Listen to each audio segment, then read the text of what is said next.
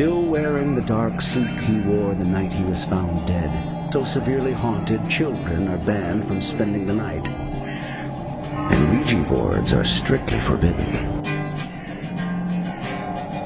Childlike laughter echoes in empty rooms. Some claim the employees and patrons still visit from beyond the grave.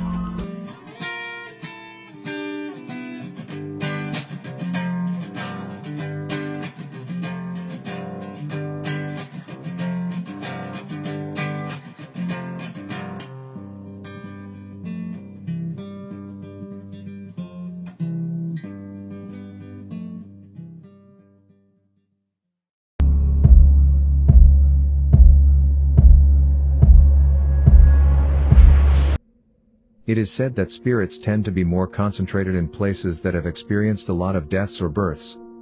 In 1996, the hospital abruptly closed its doors and never reopened. Once known as a luxurious hospital in the city of Johannesburg, the Kempton Park Hospital has now become a dark cell for a number of ghosts. Jars of kidneys on the floor, blood stains, the purple graffiti on the wall, blood-spattered sheets on hospital beds, open files and x-rays strewn across the tables could be seen here and there in the hospital building. Visitors claim to have heard babies crying, doors opening and shutting, and to have seen the figure of a man roaming the halls. The Supreme Court in Johannesburg. Daisy de Melker was the first serial killer to be convicted in South Africa for killing 2 husbands and a son with poison in the 1920s. She was hanged for her crimes in 1932 and is said to haunt most of the places associated with her. Sometimes Daisy can still be seen peering out the upstairs window of Court 3 in the Johannesburg Supreme Court. Lord Milner Hotel. This is the creaky stairway where one of the more active ghosts is said to descend. The lady on the stairs is Kate, a young nurse who used to play cards with convalescing officers in the room at the top of the tower. Kate was only 19 when she died in very mysterious circumstances. Then there's Marianne. She's the one who rattles doorknobs, especially that of room 26. It's apparently how old she was when she died of disease during the Anglo-Boer War.